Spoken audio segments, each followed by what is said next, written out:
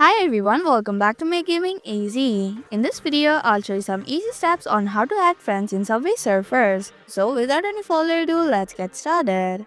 You have two options. First is by using Facebook.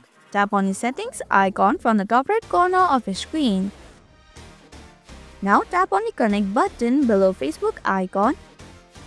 Now simply log in to your Facebook account to connect with Facebook friends who play Subway Surfers.